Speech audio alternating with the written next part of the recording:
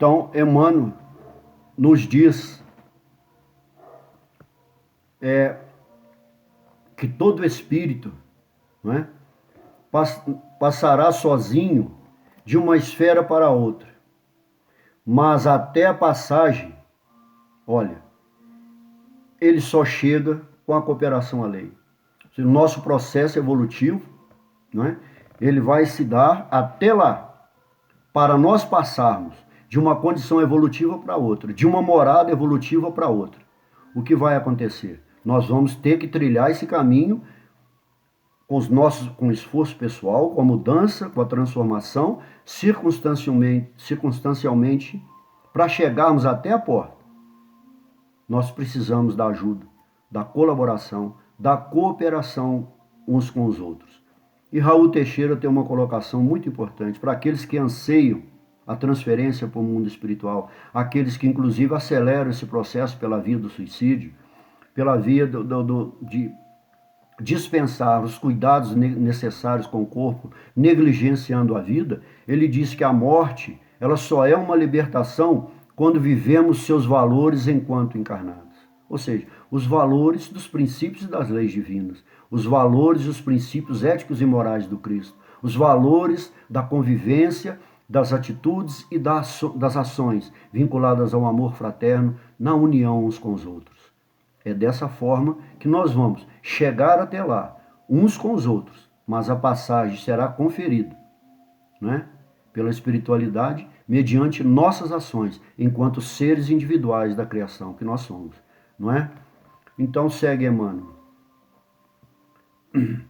Meditando o ensinamento, perguntem a si próprios o que fariam nas esferas mais altas. O que nós vamos fazer nas esferas mais altas se ainda não se apropriaram dos valores educativos que a Terra nos pode oferecer?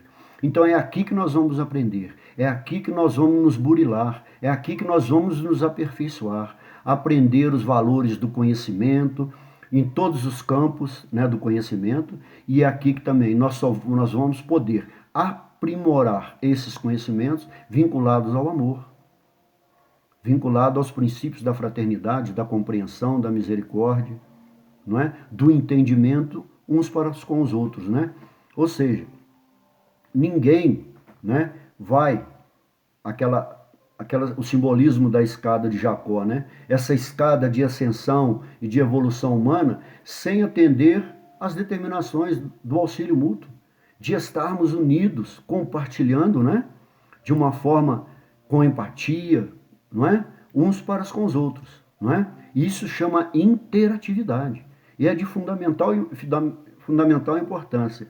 E nos diz Emmanuel também, Emmanuel tem uma colocação, né, aliás, Bezerra de Menezes, que ele diz: a família humana sem laços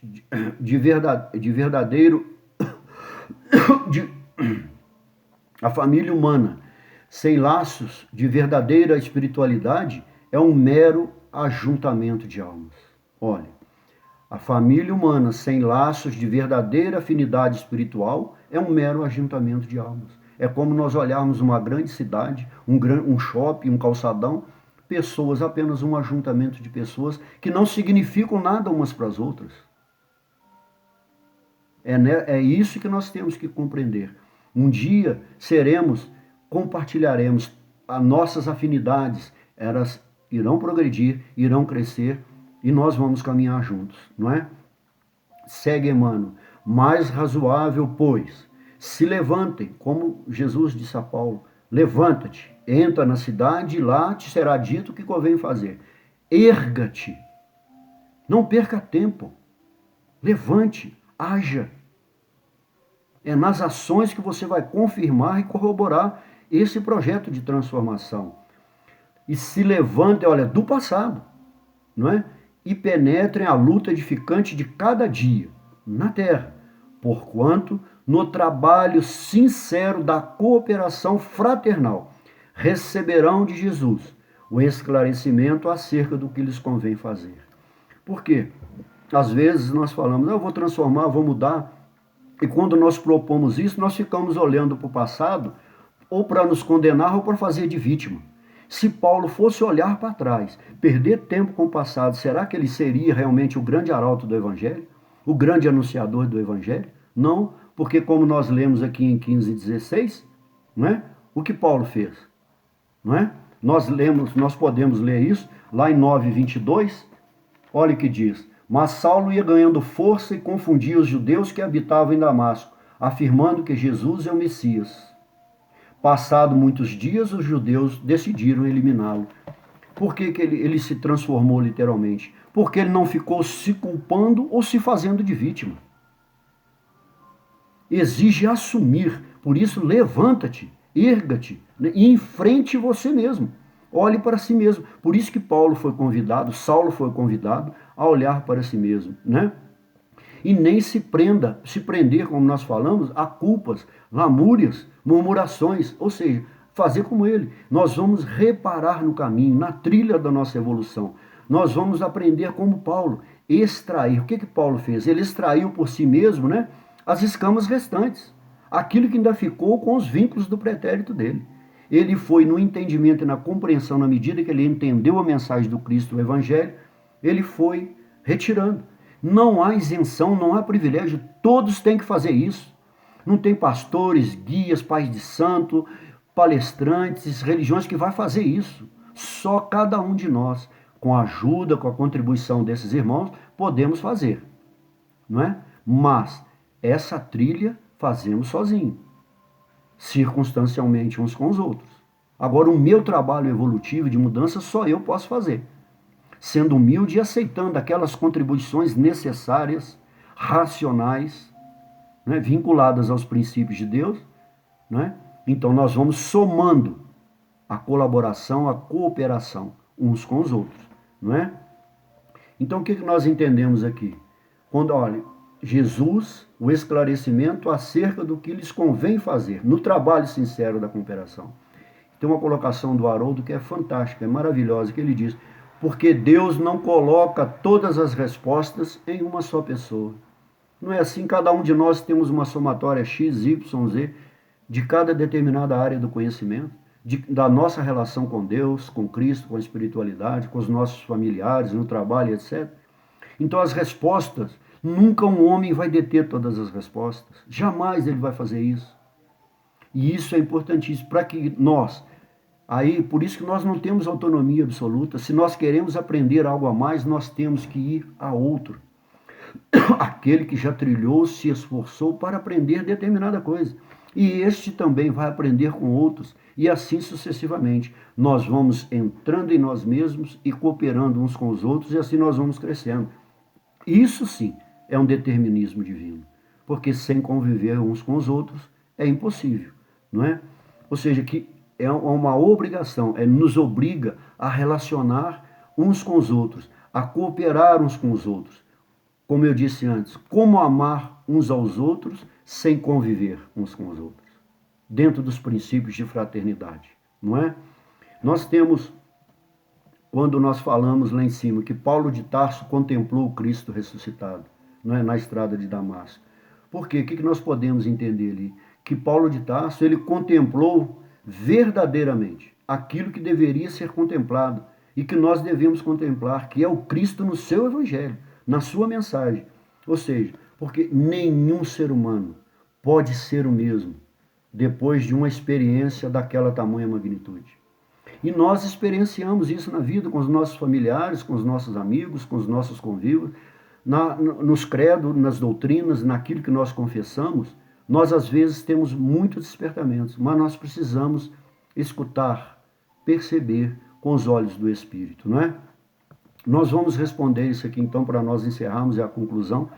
No livro 3º, lá do livro Paulo e Estevão, nós temos quando Paulo estava passando, ele estava desanimado, cabisbaixo, as dificuldades, a incompreensão, a indiferença, as perseguições.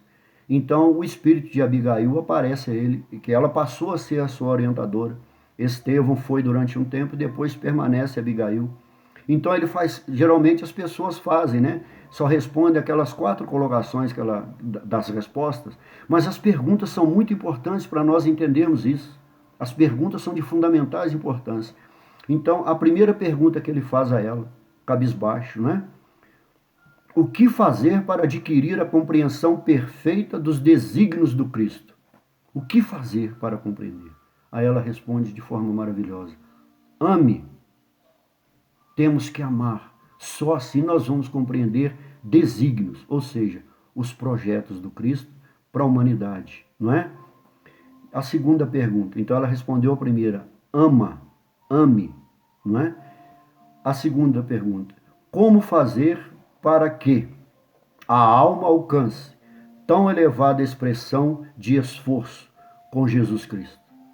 Olha, como fazer? É Paulo perguntando. Aí ela responde: olha, trabalhe, é no dia a dia, é na convivência, é no enfrentamento de nós mesmos e das dificuldades, dos obstáculos que são necessários para nós evoluirmos, é que nós vamos aprender essas lições. Então, trabalhemos, não tem outro meio, né? Que providências adotar contra o desânimo destruidor? Quantos de nós não sentimos isso? Não queremos voltar atrás, recalcitrar, apostatar, né? Voltar atrás ao que éramos, não é? Aí ela responde: espera, trabalhe e espera, confie, tem que esperar, não é? Aí vem a quarta pergunta: como conciliar, olha, conciliar a lei da reconciliação, as grandiosas lições do Evangelho, da Boa Nova, das lições, dos ensinos e da pedagogia do Cristo, com a indiferença dos homens? Olha a resposta dela: perdoa. Só o perdão pode nos levar a conviver uns com os outros. Aqueles que ainda não estão preparados, que não conseguem enxergar com os olhos do Espírito, nós temos que compreender, amar e sermos fraternos uns com os outros, e não indiferentes e preconceituosos com o nosso semelhante. Quiçá nós podemos aprender com essas perguntas de Saulo e com as respostas de profunda sabedoria desse espírito tão elevado que foi Abigail, e novamente com o Evangelho, com os ensinos do Cristo e a sua pedagogia do amor, empreendermos esforços e então, com o trabalho diário, fazer a nossa transformação e contribuir uns com os outros, munidos do único instrumento que pode fazer isso, que é o amor. Tenham todos uma boa semana, um bom final de semana, com muita saúde e com muita paz. Que Deus esteja convosco, conosco, entre nós e em nossos corações.